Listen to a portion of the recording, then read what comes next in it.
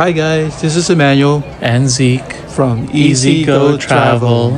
In this video, we are taking you on a 7-night Eastern Caribbean and perfect day at CocoCay cruise. We actually had a wedding to attend first, which meant a scramble to catch a late flight to Orlando.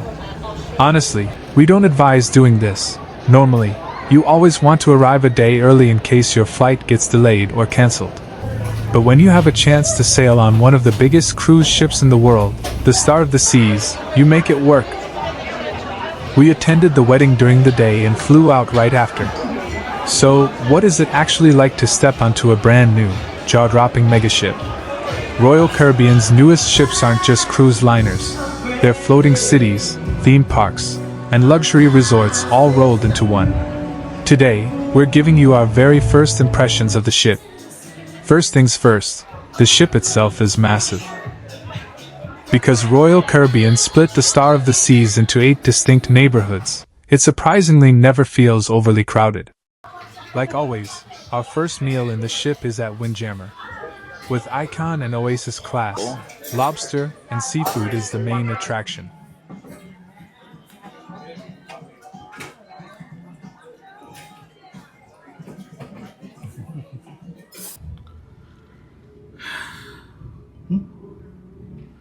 So here we are on Star of the Seas. We just finished eating lunch at the Windjammer, and now we are trying to make our way to our stateroom to see if it's ready so we can drop off our bags. But yeah, it's day one on Star of the Seas.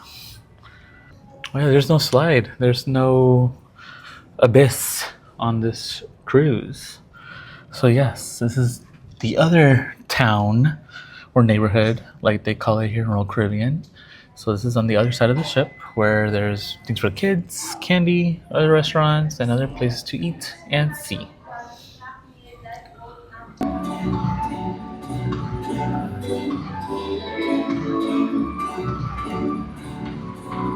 If you're sailing on Royal Caribbean's brand new Star of the Seas, you need to know about the Overlook. Tucked away inside the jaw-dropping AquaDome neighborhood, this reimagined observation lounge gives you stunning, wraparound 360-degree views of the ocean. That said, we still kind of prefer the Solarium on the Oasis-class ships, mainly because it feels a lot more expansive and gives you plenty of dedicated space that is strictly for adults. Yep, here we are, our stateroom. We're on deck 10, room 118.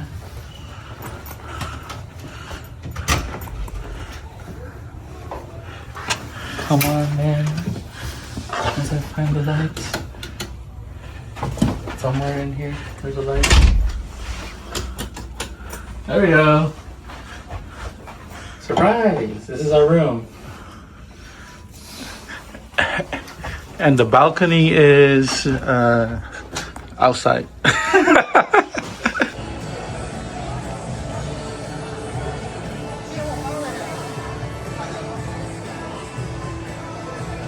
Here are some easy-go tips for the Rise of Poseidon laser tag. Book via the app instantly. Laser tag slots fill up fast on sea days and turnaround days. Reserve your spot on the Royal Caribbean app as soon as you board the ship. Dress code check. You must wear closed-toe shoes to play, and you'll want comfortable clothing since you'll be actively moving, ducking, and darting through a dark inflatable maze. Rise of Poseidon takes place inside Absolute Zero, the ship's ice skating arena, which is transformed overnight into a glowing obstacle course. Because the floor can occasionally still feel a bit cool or slick under the tactical gear, watch your footing when sprinting around corners.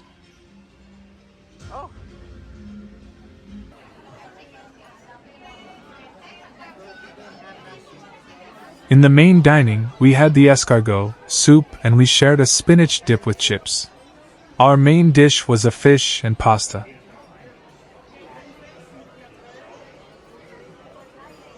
We also found our first ducks on day one. For dessert, we had a chocolate mousse and a cheesecake.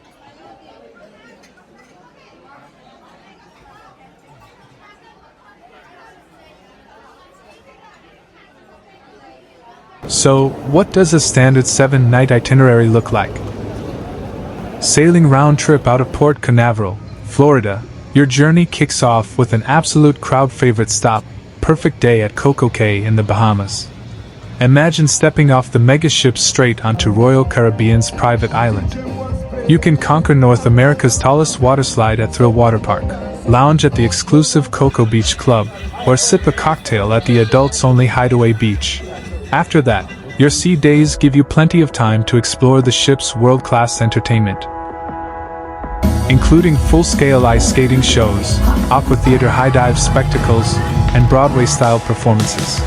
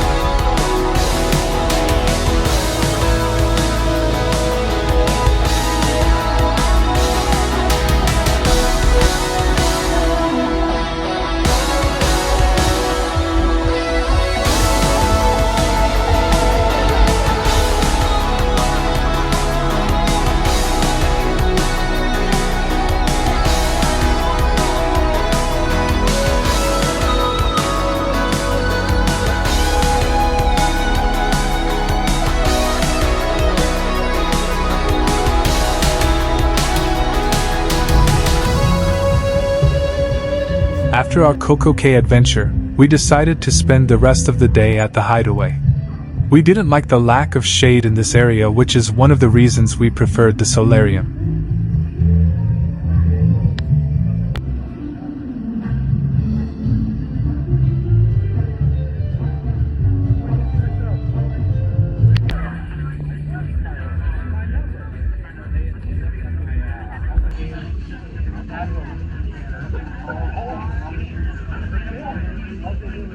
If you want to chill, the Hideaway features the first suspended infinity pool at sea, complete with adults-only beach club vibes.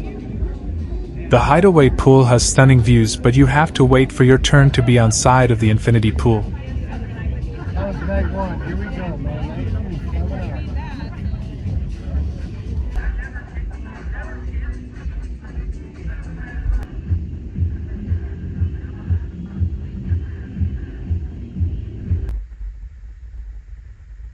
We had a debate over our first towel animal.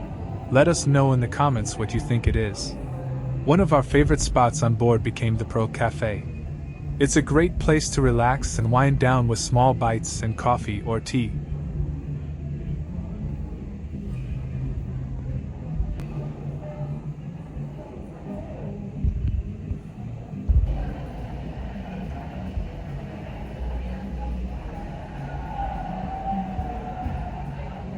Then, after grabbing a quick bite, we headed down to Casino Royale to fund our next cruise.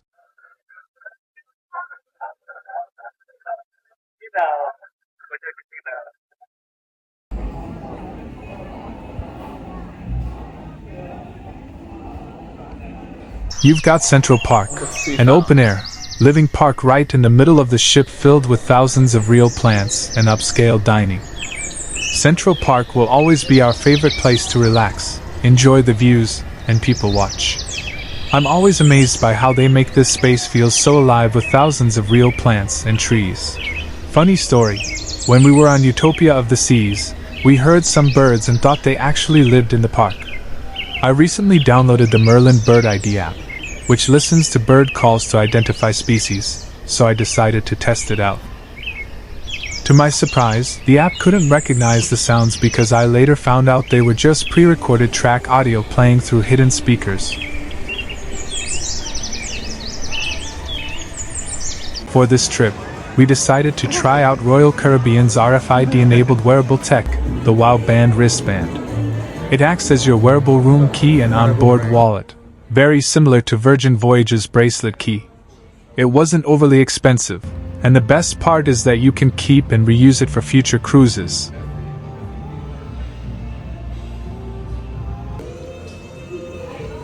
And for foodies? With over 40 ways to dine and drink on board, from the upscale Lincoln Park Supper Club to casual bites at the AquaDome Market, you could eat somewhere new for every single meal and still not try it all. We love the AquaDome Market. It completely reminded us of the galley from Virgin Voyages. We actually tried all the stalls in this food hall, and our favorite was the crepes. You can mix and match the flavors to your liking. We combined strawberries, bananas, and Nutella, and it was delicious. Another one of our favorite things to snack on was the crispy banana chips from La Casanita.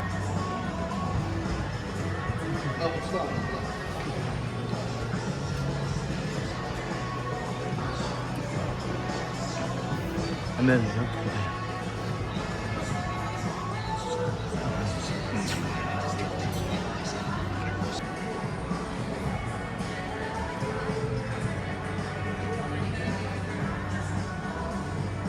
In the main dining room, they were serving lobster, so we naturally had to get it. Zeke created a DIY surf and turf by combining the steak and lobster together, and our waiter was more than happy to accommodate. Over in the Royal Theatre, they were performing Back to the Future, the musical. The quality of the show was astounding, and you truly felt like you were sitting in a Broadway theater. One of my favorite traditions is collecting magnets from the shows I watch, so I was thrilled to find out they were selling them right there. Since filming was strictly prohibited, we didn't record any parts of the musical. To end the night, we headed to the silent party, where everyone danced using wireless headphones.